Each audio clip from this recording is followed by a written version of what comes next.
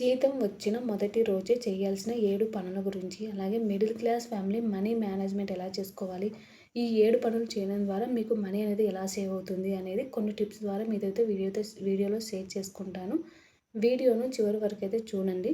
First of all మనకు జీతం వచ్చిన తర్వాతనే మనం ఏం చేస్తామంటే ఎక్కువగా షాపింగ్ చేయడము, అనవసరంగా ఉన్న ఖర్చులకన్నిటికీ మనమైతే ఎక్కువగా ఖర్చయితే పెట్టేస్తూ ఉంటాము. అలా కాకుండా నేను చెప్పే ఈ 7 టిప్స్ మీరు ఫాలో అయ్యారంటే మీకు ఎక్కడ కూడా అప్పులు కాకుండా ఉంటుంది.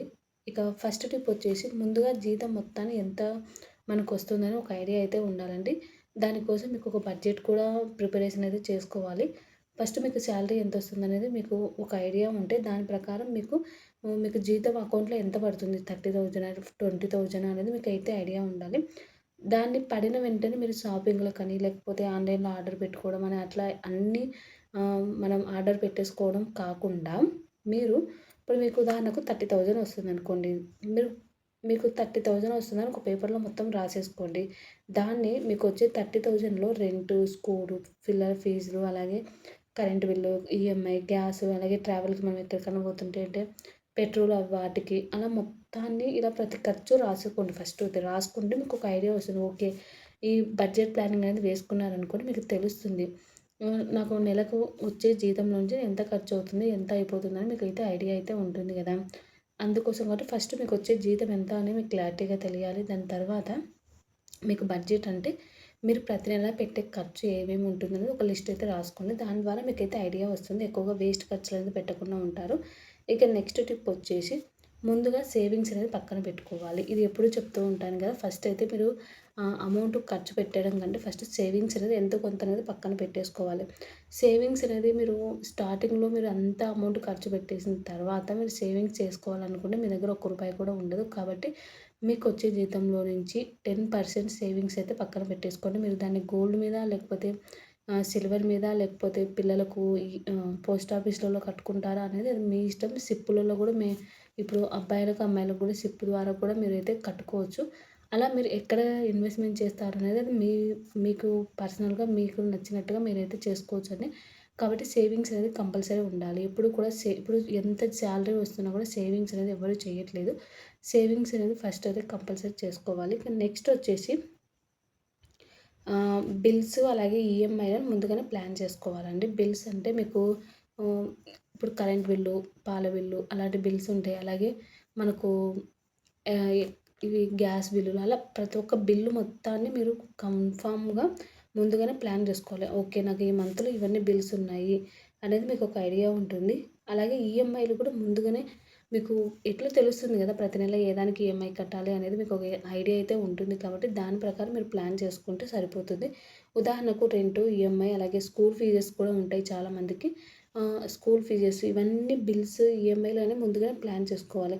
మీకు 30,000 సాలరీలో ఫిక్స్డ్ ఎక్స్‌పెన్సెస్ అనేది ఆహ్, ఫిక్స్డ్‌గా ఉంటుంది కదా! ఆ 30,000లో నుంచి మీకు ఎంత ఖర్చవుతుంది? ఒక 12,000 అయిందనుకోండి. ఇక అంటే ఈఎంఐలు ఇవన్నీ ఈఎంఐలకు, రెంట్‌లకు అలాగే ఫీజుకు వీటికన్నిటికి ఒక 12,000 అయిపోయినా కూడా ఇంకా 18,000 ఉంటుంది. ఈ 18,000లో నుంచే మీరు గ్రాసరీ తెచ్చుకోవాలి.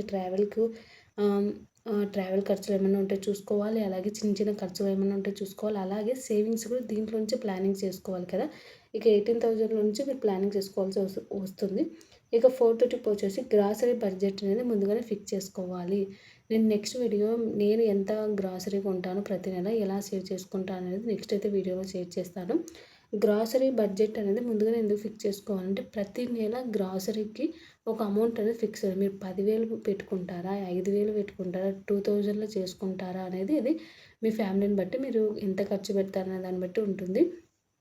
కాబట్టి ఒక బడ్జెట్ ఏమీ లేకుండా వెళ్ళామనుకోండి, అమౌంట్ ఎక్కువ అవుతుంది. కాబట్టి బడ్జెట్ పెట్టుకొని వెళ్తే దాంట్లో నుంచే మనమైతే పర్చేజ్ చేస్తాము. మనకు కూడా మనీ అనేది సేవ్ అయితే అవుతుంది. కాబట్టి బడ్జెట్ అనేది ఫిక్స్ చేసుకుంటే మనం దాన్ని దాటి ఎక్కువగా అయితే మనం ఎక్కువగా ఖర్చయితే పెట్టం కదా!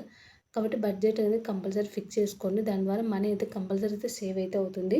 ఇక నెక్స్ట్ వచ్చేసి మనకు షాపింగ్‌కు అలాగే అంటే ఫన్ మీన్స్ ఏందంటే మీకు ఎక్కడికైనా వెళ్ళాలనుకుంటారు పిల్లలతో కలిసి ఒక పార్క్‌కి గాని, ఒక సినిమాకి కానీ అలా ఫన్‌గా లేకపోతే షాపింగ్‌కు వీటికి ఒక లిమిట్ అనేది పెట్టుకోవాలి. 1 మంత్‌కు మీకు నచ్చినట్లుగా అంటే మీకు ఫన్‌గా అంటే సినిమాలకు అలా మీ పిల్లల్ని బయటికి తీసుకెళ్ళడం, అలా బయటికెళ్ళడానికి అలాగే షాపింగ్ కానీ ఎంత అంటే ఒక 1 మంత్‌కి ఒక లిమిట్ అనేది కంపల్సరీ పెట్టుకోవాలండి. అలా పెట్టుకోవడం ద్వారా మీకు ఈ ఇంత బడ్జెట్‌ని బట్టి మీరు పక్కకు ఎక్కువగా ఖర్చు పెట్టరు. ఓకే. ఇప్పుడు 5,000 పెట్టుకున్నాను.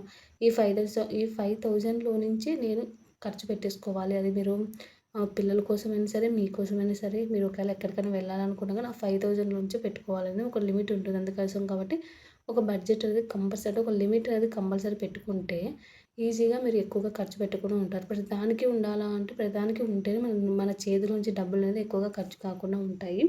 ఇక ఇదొచ్చేసి మీరు షాపింగ్‌కు, ఔట్ సైడ్ ఫుడ్ తినడానికి, పర్సనల్‌గా మీకు ఏదైనా అమౌంట్ ఖర్చు పెట్టుకోవాలనుకుంటే దానికి గూడా యూజ్ అయితే అవుతుంది. ఇక నెక్స్ట్ వచ్చేసి ఎమర్జెన్సీ ఫండ్. ఎమర్జెన్సీ ఫండ్ చాలామంది అయితే మీరు ఎమర్జెన్సీ ఫండ్ అయితే అమౌంట్ అనేది కట్టుకోకుండా ఉండిండొచ్చు. ఎందుకంటే చాలామందికి తెలీదు.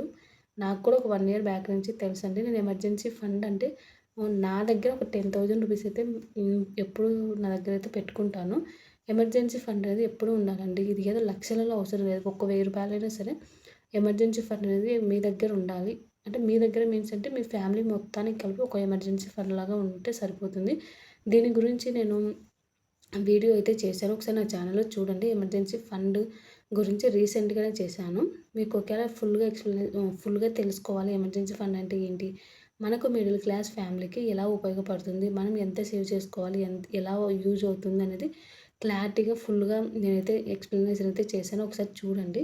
ఇక నెక్స్ట్ వచ్చేసి మనం మొత్తం నెలకు ఎంత స్పెండింగ్ చేస్తున్నాము అనేది ఒక ప్లానింగ్ అయితే ఉండాలి. ప్రతిరోజు మీరు ఎంత ఖర్చు పెడుతున్నారనేది ఒక నోట్‌బుక్‌లో నోట్ చేసుకోండి. ఒక్క రూపాయి పెట్టినా కూడా మీరు ఒకవేళ అప్పటికప్పుడు రాసుకోలేకపోయినా ఇంటికొచ్చాకైనా సరే మీరు ఒకసారి కూర్చొని ఫోన్‌పే అవన్నీ పంపిస్తాం కాబట్టి ఫోన్‌పేలో చూసుకుంటే మీకు క్లారిటీగా తెలుస్తుంది. దాని ప్రకారం మీరు ఎంత స్పెండ్ చేస్తున్నారు, నెలకు మొత్తానికి మీరు ఎంత స్పెండ్ చేస్తున్నారనేది ఒక ప్లానింగ్ అయితే మీకు తెలుస్తుంది కదా! మీరు ఒకసారి రాసుకుంటే మీకు ఈజీగా అయితే తెలుస్తుంది. అంటే బడ్జెట్ ప్లాన్ అనుకోండి. మనం బడ్జెట్ ప్లానింగ్ అనేది ఫస్ట్ మీకు ఎవరికీ స్టార్టింగ్‌లో వేసుకోవాలంటే కొంచెం కష్టంగా ఉంటుంది. అలా కాకుండా మీరు ఎంత ఖర్చు పెడుతున్నారో రాసుకుంటే దాని తర్వాత బడ్జెట్ ప్లానింగ్ వేసుకోవడం చాలా ఈజీ అయితే అవుతుందండి. ఇక జీతం వచ్చిన రోజున ఒక చిన్న హ్యాబిట్ పెట్టుకోవాలండి.